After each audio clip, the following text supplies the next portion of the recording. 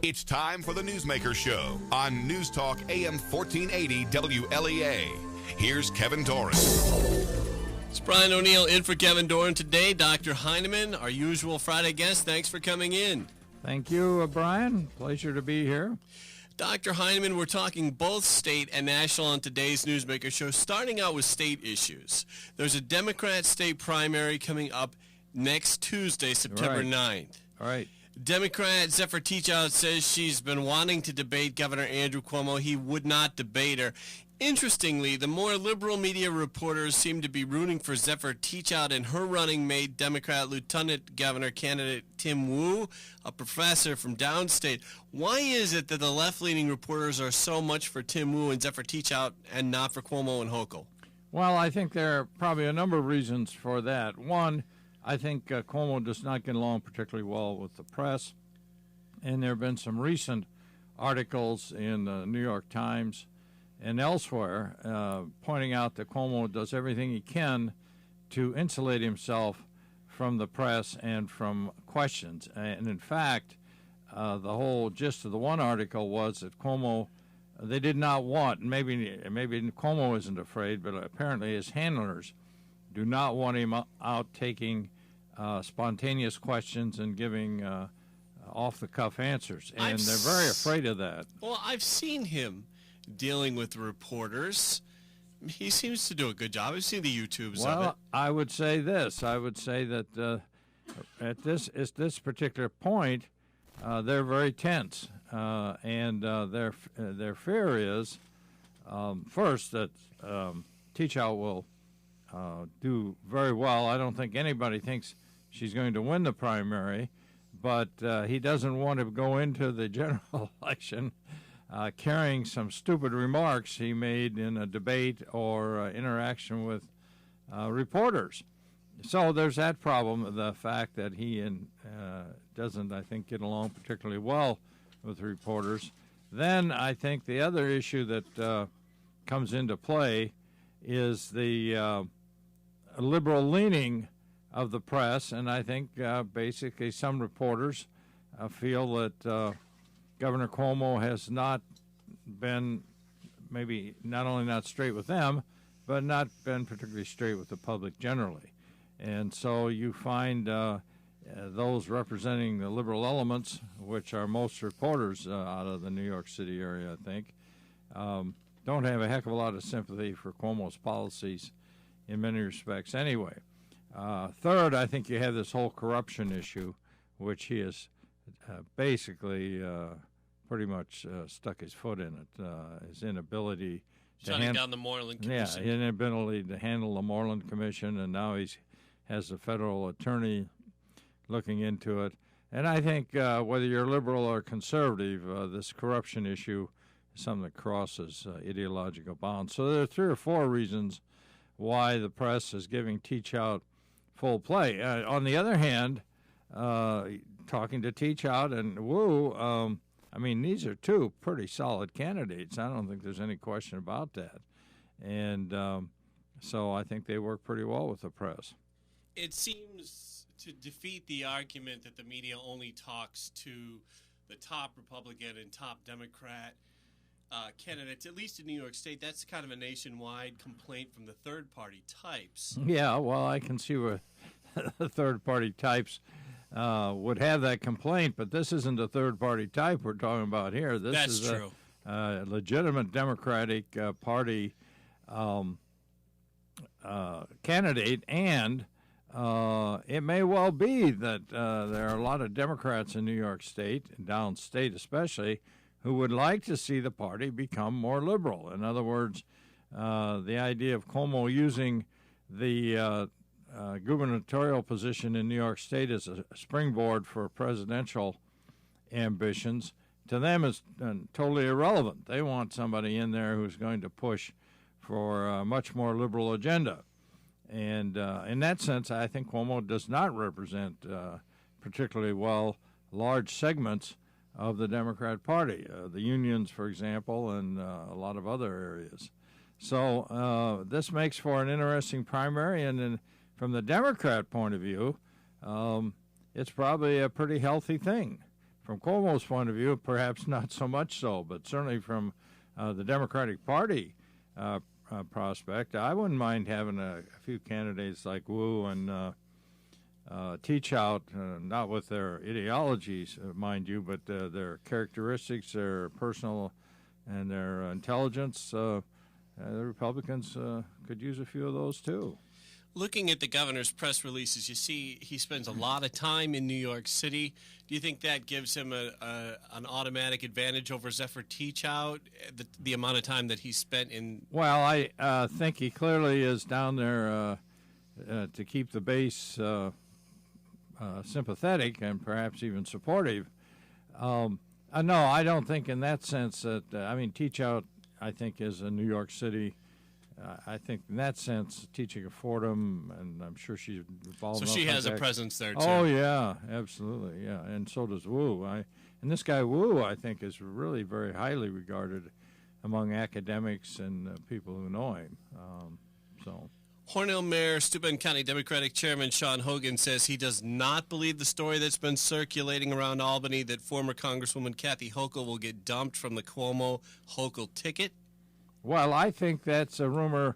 No, I think Mayor Hogan's right in the sense that she's not going to get dumped, but I would not be surprised at all that there have been rumors or attempts to suggestions that, my God, we've got to get rid of this woman. We've got to get somebody in here that's going to help us win the primary. I think this. Fred Dicker earlier this week suggested that the insiders in the Cuomo administration were afraid that Teachout was going to carry as much as 30% of the vote in the primary. I would say if she carries 30%, anywhere near that, Wu's chances of beating Hochul are very high. I think here's the scenario, and the way I think a lot of Democrat voters, and I'm not being a Democrat, I'm just guessing how they vote, but let's hypothesize that they're not happy with Cuomo. They're not all that happy with Cuomo. They may vote for him, hold their nose and vote for him, or maybe not even vote for him. But they're reluctant to vote for Teachout because clearly she doesn't have any administrative experience. You don't know what she's actually going to do as governor. So you're going to find a lot of Democrats saying, all right, we'll vote for Cuomo. But the opportunity is on that lieutenant governor spot. Right. Where they pulled the lever for Wu in many cases. They will fire a shot across the bow here. Wu is a very good man. His ideology fits what we're thinking very closely. And lieutenant governors, what do they do anyway? So I think Wu is going to pick up a lot of that sentiment from Democrats who reluctantly vote for Cuomo but say, hey, this is a chance for us to get a real liberal in there. Teachout and Wu, they're more liberal than Cuomo and Hochul. Will that give them a downstate advantage? Oh, absolutely. Absolutely. I don't know what percentage of the Democrat vote is downstate, but it's up in the 70% range and maybe more. Tim Wu was earlier this week on NPR's Capitol Press Room show with Susan Arbetter. Wu spoke of how Kathy Hochul has a banking lobbyist job on her resume. Will that hurt Hochul with the more left-leaning Occupy Wall Street types? Yeah, no, I think there's no question that Hochul's problem is that she has come across as far more conservative than these people downstate want. And the reason she's on the ticket is because she is more conservative than the downstate Democrats. The whole idea here, I think, from Cuomo's point of view, was to kind of balance his ticket and try to build some upstate support. He did not anticipate, of course, he was going to end up with two opponents in the primary, Teachout and Wu, who are both downstate and both gung-ho liberal. So that in terms of actual facts, you can point to a number of clear actions by Hochul where she stood on a fairly conservative position. And the one that's, well, there are a couple, but the one that stands out is as a county clerk for Erie County, she took the lead in opposing giving driver's license to The illegals during the Elliott Spitzer. Yeah. And which, of course, I support, and most people upstate support. They're saying, yeah, absolutely, Kathy, go get them. But downstate, I don't think that plays particularly well with a lot of the liberal Democrats. And then there's the position on gun control, where I think she was basically opposed to increased gun control. Now all of a sudden she seems to be changing her tune on that. So there are some clear actions that she took that the downstate liberals can point to and say, no, this is not someone who represents us. Very attractive candidate, though. Very able, good campaigner, etc. Any predictions on the Tuesday primary for the governor's race in percentages? Oh, in percentages? I don't know. I would guess. I'm looking at not the McLaughlin group yet. He's always asking for predictions. I typically don't make predictions, but the point is, I see Governor Cuomo now is touting much more strongly his trip to Israel and his need for New York to support the state of Israel against Hamas, and on and on. 28% of the Democratic vote is Jewish. Now, I don't know, if that's going to make that much difference. It probably will help him a little bit. And so I don't know. There may be some other things that he can pull out in between now and Tuesday. I think it's much more likely, though, that he's going to fumble. His campaign and he have a kind of a record here of a panic mode. So I'm thinking Teachout, yes, I'm thinking she is going to end up around 30% of the vote. Would you give Wu 70? I don't know. No, he's not going to do that well. No, but I think his chances of beating Hochul are very high. So he could get over 50%. I don't know if there's a third-party candidate on lieutenant governor in there or not. I think not. But yeah, he'll need over 50%. But the point here is, too, Brian, the Teachout people, I think, are accurate in saying that the turnout is going to be quite low.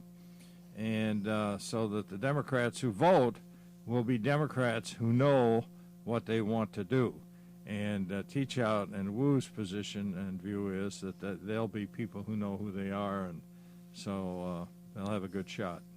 On one more state issue before we move on to ISIS and Russia and the Ukraine. Oh. Colleen Campbell, the former CNN personality anchor there, she's filed a lawsuit to undo tenure for teachers in New York State. NYSUT, the state teachers union, filed a motion to intervene into the lawsuit. NYSUT says the Campbell lawsuit would interfere with the terms and conditions of the work agreement for teachers and affect teaching itself. Your take on this whole lawsuit? Well, I think there's a movement across the country to undo tenure in the public schools. And a lot of this, I believe, comes out of California, where a judge, and I'm not certain whether it's a federal judge or a state judge, has held that the tenure system in California really denies students, I guess, equal protection in the sense that you end up with some, not most or many, I think, but still some teachers who really are quite incapable, and there's no way that they can be moved out of the classroom, and so some students are put at a real disadvantage. Now, I believe that's the essence of what the courts have said out there, but there's continuing concern about education and the quality of education, and of course the whole Common Core thing. All these are attempts to somehow up the quality of education our kids are getting, and tenure raises its ugly head there as a obstacle to better education. The thing about tenure, Brian, is at the college level, tenure makes some sense. I mean, in college, we're supposed to be able to express our views, entertain all kinds of ideas, and not be punished for it. So that the idea of tenure is you can pursue your scholarship however you see fit. And different for grade school and high school, though. Yeah, that's my point. High school and grade school, that's not relevant. In fact, it kind of runs counter to what you want in grade school and high school. On the other hand, at the college level, tenure is disappearing too. And so some colleges have done away with tenure. And increasingly, colleges are just hiring people on adjunct positions, 1-year, 2-year appointments. And so I think right now, the majority of college teachers are in fact not on tenure. Colleges are filled in with part-time and things of that sort, which gives them a lot of control over their budgets, and I suppose over the quality of the teaching, maybe a little better control of quality. I'm not certain adjunct professors are, the way to go in terms of people interested in the students, full-time teachers and such, but that's the direction it's going. We're talking with Alfred University Professor of Political Science, Dr. Robert Heineman. Brian O'Neill in for Kevin Doran.